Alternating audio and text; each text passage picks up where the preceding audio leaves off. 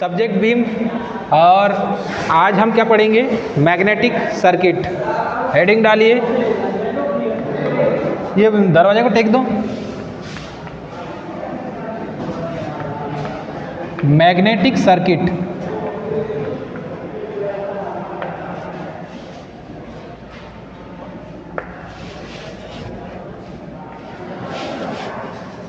हिंदी में क्या कहते हैं इसे? चुंबकीय परिपथ।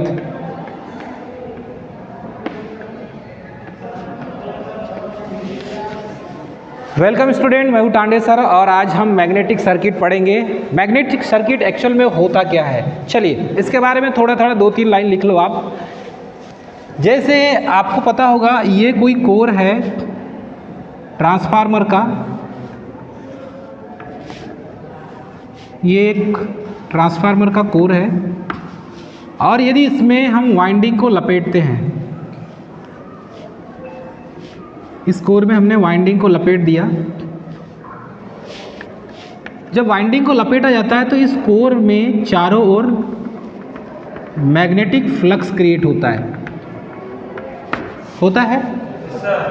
जब ये ट्रांसफार्मर के कोर के चारों ओर मैग्नेटिक सर्किट जो बन रहा है, यही एक्चुअल में मैग्नेटिक सर्किट है। ये मैग्नेटिक फ्लक्स को ही मैग्नेटिक सर्किट कहा जाता है। इसे ही चुंबकीय परिपथ कहा जाता है। चुंबकीय परिपथ कहा जाता है। ठीक है, डायग्राम बना लीजिए। अब जैसे आपने देखा होगा ट्रांसफार्मर के ये जो कोर होते हैं, वैसे ही एक कोर आपको देखने मिलेगा। जैसे ये मैंने डबल बनाया, ये ट्रांसफार्मर की, इसमें एसी सप्लाई देंगे आप। ये प्राइमरी साइड हो गई, ठीक है, प्राइमरी साइड। और ये क्या होती है? Secondary side.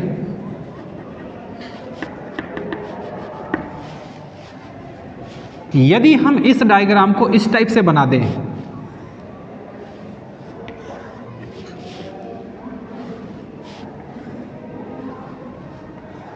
ठीक है, ये एक्चुअल में क्या है? कोर है। और ये कोर सिलिकॉन स्टील का बनाया जाता है। ठीक, इसमें जब एक कॉइल को लपेटा जाता है और जब कॉइल को लपेटने पर इसमें जब करंट फ्लो की जाती है, तो ये करंट फ्लो का जो डायरेक्शन है इस कॉइल से होते हुए यहाँ पर आउट हो जाती है। यहाँ से इन होगी और यहाँ से आउट हो जाएगी। तो आउट होने के बाद ये जो कोर है, इस कोर में चारों ओर मैग्नेटिक सर्किट बन जाता है। ठीक है, इसे ही मैग्नेटिक सर्किट, ठीक है, या मैग्नेटिक फ्लक्स कहा जाता है। और इसे ही फाई से शो किया जाता है। इसे ही चुंबकीय परिपथ भी कहा जाता है। तो ये ट्रांसफार्मर का कोर हो या फिर कोई भी कोर हो, किसी भी कोर में जब आप कॉइल को लपेटते हैं तो कॉइल को लपेटने के बाद उसमें करंट फ्लो किया जाता है, तो उस कोर के चारों ओर एक मैग्नेटिक पाथ क्रिएट हो जाता है। और ये जो मैग्नेटिक पाथ होता है, इसे ही मैग्नेटिक पाथ भी कहा जाता है और इसे लो रिलक्टेंस पाथ भी कहा जाता है। रिलक्टेंस पाथ भी कहा जाता है। तो ये जो ट्रांसफार्मर का जैसे कोर है, और ट्रांसफार्मर का कोर क्या काम करता है? लो रिलक्टेंस पाथ प्रोवाइड कराता है। यदि किसी ट्रांसफार्मर की कोर की बात करें, ट्रांसफार्मर कोर, और ट्रांसफार्मर कोर स्पेशली क्या काम करता है? लो रिलक्टेंस पाथ प्रोवाइड करता है। अब ये रिलक्टेंस क्या है? रिलक्टेंस क्या होता है और रेजिस्टेंस क्या होता है? ठीक है, रेजिस्टेंस क्या होता है बेटा और रिलक्टेंस क्या होगा? तो दोनों में थोड़ा सा डिफरेंस है। देखिए, resistance specially for electrical circuit में बाधा उत्पन्न करता है। इलेक्ट्रिकल सर्किट में बाधा उत्पन्न करने का काम करता है रेजिस्टेंस। और रिलक्टेंस जो होता है ये मैग्नेटिक सर्किट में बाधा उत्पन्न करने का काम करता है, मैग्नेटिक सर्किट में बाधा उत्पन्न करने का काम करता है। तो ये जो ट्रांसफार्मर की कोर होती है सिलिकॉन स्टील की बनी हुई और ये लेमिनेटेड होती है, लेमिनेटेड, इसको बनाने के पीछे रीज़न क्या होता है आपको मालूम है? सिलिकॉन स्टील का इसीलिए बनाते हैं कि ये हिस्टेरिसिस लॉस को कम किया जा सके, हिस्टेरिसिस लॉस को कम किया जा सके। और लेमिनेटेड इसलिए किया जाता है कि ईडी करंट लॉस को कम किया जा सके, ईडी करंट लॉस को कम किया जा सके। तो सिलिकॉन स्टील का बनाने और उसे लेमिनेटेड करने के पीछे कोर का रीज़न यही होता है। ठीक है, ये पॉइंट आपको समझ में आ गया क्यों बनाया जाता है। अब सिलिकॉन स्टील का लेमिनेटेड इसलिए बनाते हैं क्योंकि इस कोर में फ्लक्स जो है वो आसानी से पाथ प्रोवाइड कराता है। फ्लक्स यहाँ से आसानी से इस कोर से होती हुई यहाँ से सर्कुलेशन इसका जो है वो कंटिन्यू बना होता है, और फ्लक्स का सर्कुलेशन कंटिन्यू बना रहेगा तो इसे ही लो रिलक्टेंस पाथ कहा जाता है, क्योंकि इसमें रिलक्टेंस क्या है, एक प्रकार की मैग्नेटिक सर्किट में बाधा है। तो लो होगी, रिलक्टेंस का मान कम होगा तो उसमें मैग्नेटिक फ्लक्स बहुत अच्छा बनेगा। तो यही है मैग्नेटिक सर्किट। मैग्नेटिक सर्किट में रेजिस्टेंस का काम कौन करता है बेटा? रिलक्टेंस करता है, और इलेक्ट्रिकल सर्किट में रेजिस्टेंस करता है। तो इन दोनों के पीछे जो रीज़न है यही है। आप ट्रांसफार्मर के कोर को इस तरीके से बना सकते हैं, ये प्राइमरी साइड और सेकेंडरी साइड हो जाएगा। प्राइमरी साइड क्या होता है? सोर्स होता है। प्राइमरी साइड क्या लगाते हैं बेटा? हम सोर्स। और सेकेंडरी साइड हम क्या लगाते हैं? लोड लगाते हैं सेकेंडरी साइड। ठीक है, आपने ट्रांसफार्मर पढ़ा होगा। तो ट्रांसफार्मर में भी मैग्नेटिक सर्किट होता है, क्योंकि प्राइमरी वाइंडिंग सेकेंडरी वाइंडिंग से मैग्नेटिकली कपल्ड होते हैं। मतलब इन दोनों के बीच कुछ नहीं है, मतलब क्या है, एक ऐसा ये आपस में एक दूसरे से क्या है, कनेक्ट है। क्योंकि यदि ट्रांसफार्मर की प्राइमरी वाइंडिंग को देखेंगे बेटा हम, तो इन दोनों के बीच में कोई संपर्क नहीं होता, सेकेंडरी वाइंडिंग से इनका कोई कांटेक्ट है क्या? नहीं है। फिर भी ये एक दूसरे से कैसे कपल्ड हैं? तो ये एक दूसरे से मैग्नेटिकली कपल्ड हैं। कैसे कपल्ड हैं? मैग्नेटिकली कपल्ड हैं, मैग्नेटिकली कपल्ड हैं। ये दिखता नहीं है लेकिन होता जरूर है। तो यहाँ पर भी ये जो मैग्नेटिकली कपल्ड हैं, तो जिस कोर के ऊपर इन वाइंडिंग को लपेटा गया है वहीं पर ये मैग्नेटिक फ्लक्स क्रिएट करते हैं और एक मैग्नेटिक पाथ प्रोवाइड होता है, जिसकी वजह से ये आपस में एक दूसरे से मैग्नेटिकली कपल्ड होते हैं। आई होप आपको समझ में आ रहा होगा। लिखिए,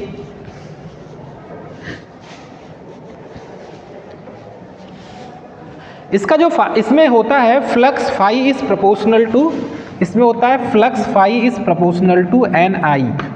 इसमें भी होगा flux phi is proportional to N I, flux phi is proportional to N I, flux phi is proportional to N I. तो इसमें फ्लक्स क्या है, देखो इसमें देख लेते हैं, ये क्या है? फ्लक्स है, मैग्नेटिक फ्लक्स कहा जाता है इसे, मैग्नेटिक फ्लक्स कहा जाता है। एन क्या है?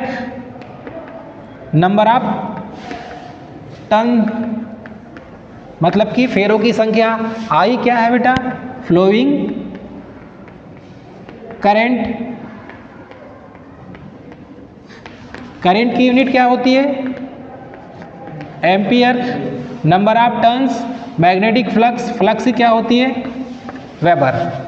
तो ये जो फार्मूला है flux phi is proportional to N I, ये फार्मूला यहाँ पर यूज होता है। मतलब इसमें जो फ्लक्स क्रिएट हो रहा है वो नंबर ऑफ टर्न्स और करेंट के प्रोपोर्शनल में होता है। मतलब कि यदि फ्लक्स बढ़ेगा, यदि करंट बढ़ती तो फ्लक्स भी बढ़ेगा। ठीक है, यदि नंबर ऑफ टर्न्स बढ़ाएंगे हम तो फ्लक्स भी बढ़ेगा। बढ़ेगा कि नहीं? Flux phi is proportional to N I. इसमें बेसिकली यदि फ्लक्स को कम कर दिया जाए तो करंट भी कम हो जाएगी। फ्लक्स को बढ़ा दिया जाए तो करंट भी बढ़ जाएगी, है ना। मतलब करंट को बढ़ाएंगे तो फ्लक्स भी बढ़ेगा, क्योंकि ये दोनों एक दूसरे के क्या है, समानुपात में है, या अनुक्रमानुपाती भी है बोल सकते हैं आप। फ्लक्स फाई इज अनुक्रमानुपाती n इंटू आई, ये इसका फार्मूला है। इस बेस पर इसको हम और बहुत अच्छे से एक्सप्लेन करते हैं, लिख लीजिए इसको। अब हेडिंग डालेंगे इसके बाद मैग्नेटोमोटिव फोर्स। इसके बाद क्या हम डालेंगे, मैग्नेटोमोटिव फोर्स MMF। हेडिंग क्या डालेंगे, MMF, मैग्नेटोमोटिव फोर्स।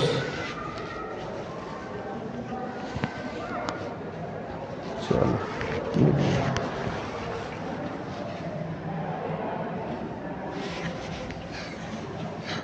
इसे क्या कहा जाता है, मैग्नेटोमोटिव फोर्स।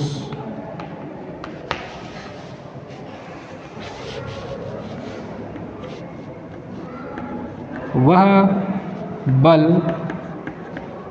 या फोर्स जिसके कारण फ्लक्स मैग्नेटिक सर्किट में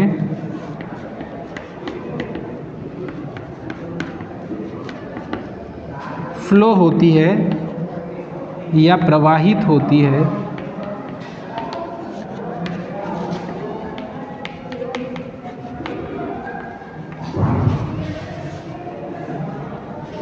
MMF कहलाती है, मैग्नेटोमोटिव फोर्स कहलाती है। या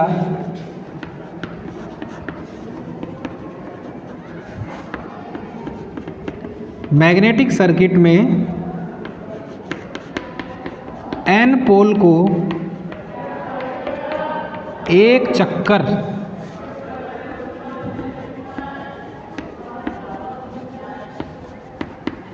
घुमाने में किया गया कार्य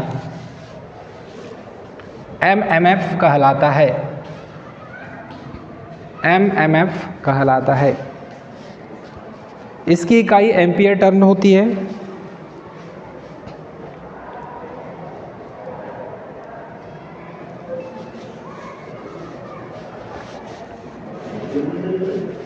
एम्पियर टर्न यूनिट क्या होती है, एम्पियर टर्न, या ऐसा AT लिखा जाता है, ठीक। MMF is equal to N into I. तो MMF क्या होता है बेटा, फ्लक्स होता है, फ्लक्स इज इक्वल टू वो N इंटू आई। ये ऐसा इसको लिखते हैं, लिख लीजिए। कम इन।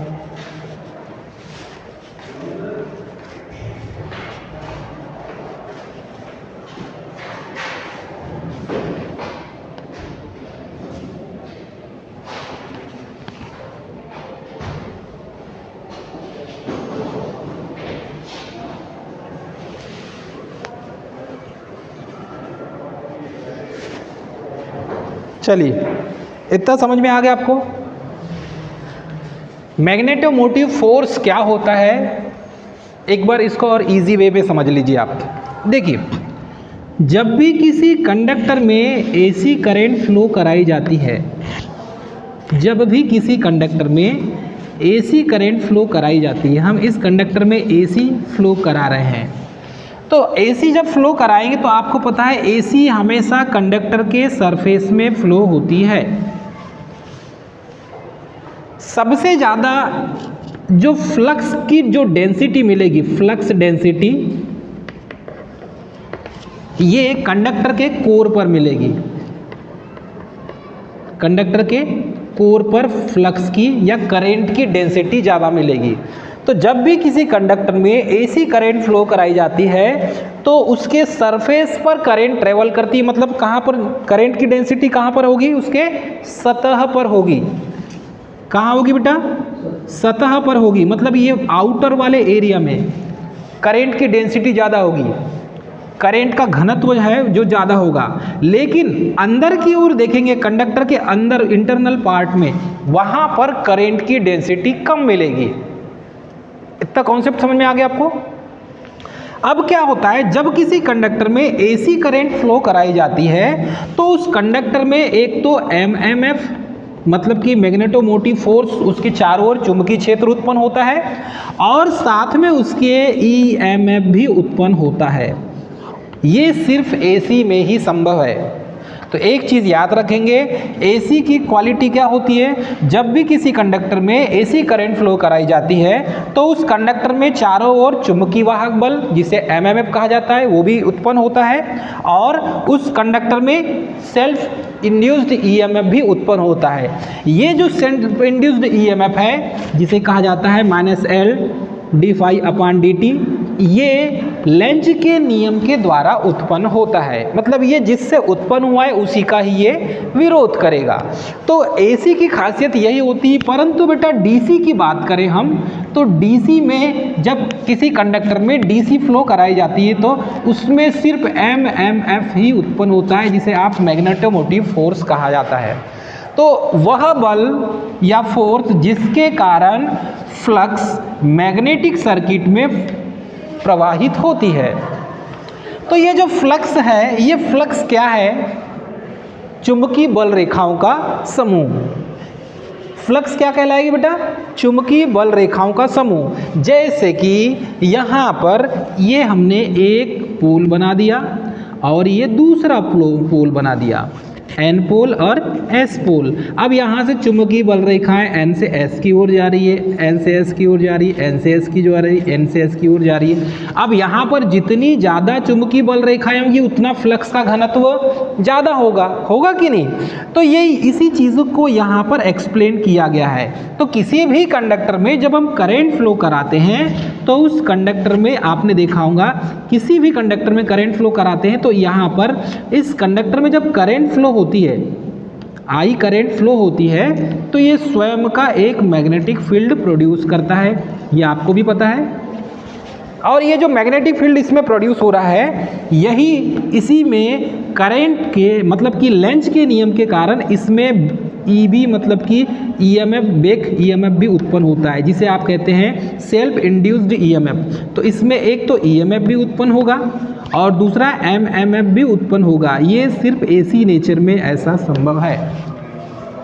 इसीलिए जब आपने देखा होगा, जब हम स्विच बोर्ड में स्विच को बंद करते हैं तो वहाँ स्पार्किंग होती है, क्योंकि कंडक्टर की इसमें क्या है, एक इंडक्टिव प्रॉपर्टी होती है। क्योंकि कंडक्टर जो है, यदि बहुत सारे कंडक्टर यदि हैं, जैसे कि आपने देखा होगा कोर को जानते हैं आप, कंडक्टर के अंदर यदि आपने देखा होगा बहुत सारे ऐसे तार हैं, तो ये एक कोर, दो कोर, तीन कोर, इसको कोर कहा जाता है।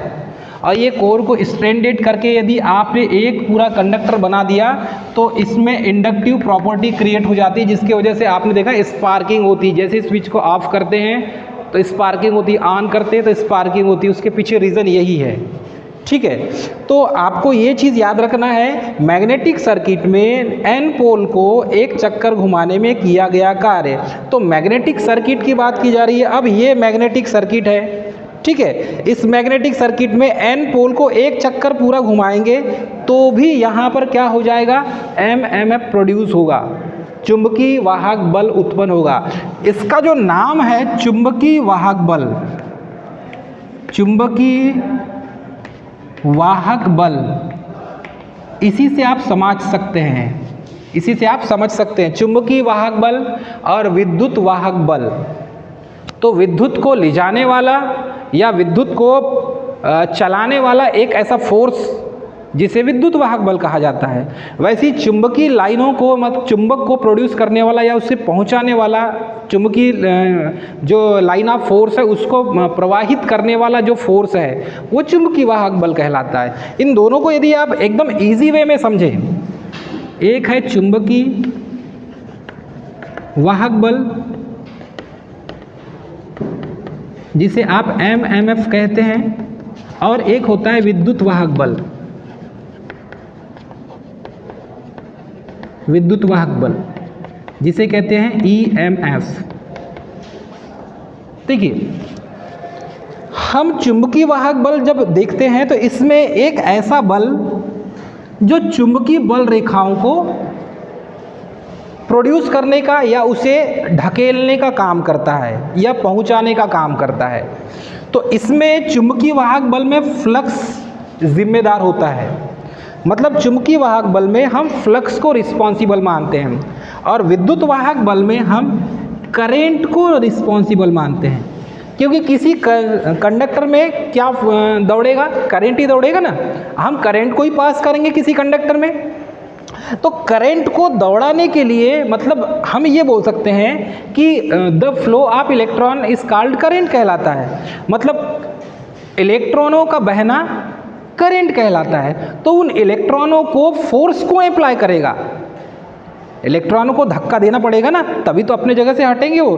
तो इलेक्ट्रॉनों को फोर्स अप्लाई मतलब उसे बल कहाँ से आरोपित करेंगे, इलेक्ट्रॉन के ऊपर। तो इलेक्ट्रॉनों के ऊपर बल लगाने का काम कौन करता है, यही विद्युत वाहक बल, यही जिसे आप कहते हैं EMF। तो किसी भी बैटरी के अंदर से जब उससे EMF निकलते हैं, इलेक्ट्रोमोटिव फोर्स निकलता है, तो वो इलेक्ट्रोमोटिव फोर्स सबसे पहले कंडक्टर में जो फ्री इलेक्ट्रॉन है उसको क्या करता है, ये कोलिजन करता है, उसे ढकेलता है और ढकेलने के बाद कोलिजन की क्रिया होती है। तो विद्युत वाहक बल में देखेंगे आप कि ये जो फोर्स है, ये फोर्स इलेक्ट्रॉनों के ऊपर लगता है और फिर कंडक्टर में इलेक्ट्रॉन मूवमेंट करने लगते हैं। और जब आपको पता है जब इलेक्ट्रॉन मूवमेंट करेंगे, इलेक्ट्रॉन फ्लो होंगे, तो उसे हम क्या कहेंगे, करंट कहेंगे। समझ में आ रहा है ना आपको। वैसे ही यहाँ पर चुंबकीय वाहक बल में भी होता है। चुंबकीय वाहक बल में ये जो magnetic line of force create करने के लिए, मतलब कि चुंबकीय परिपथ को तैयार करने के लिए जिस फोर्स की आवश्यकता होती है, जैसे कि ये फ्लक्स है, इस फ्लक्स को बहने के लिए एक पाथ प्रोवाइड किया गया है। अब इस फ्लक्स को बहने के लिए भी एक फोर्स की आवश्यकता होगी, एक बल लगेगा उसके ऊपर भी। तो यहाँ पर यही चुंबकीय वाहक बल में ये जो बल है, यही चुंबकीय बल रेखाओं को एक N से S की ओर कैसे पहुंचाएगा, उसे भी प्रेशर देना पड़ेगा, उसे भी बल लगाना होगा। तो इसी बल के कारण ये जो है चुंबकीय बल रेखाएं N से S की ओर आगे बढ़ती है। तो ये बल इसमें फ्लक्स के रूप में अप्लाई होती है और विद्युत वाहक बल में करंट अप्लाई होता है। तो इन दोनों में इलेक्ट्रिकल सर्किट और मैग्नेटिक सर्किट में यही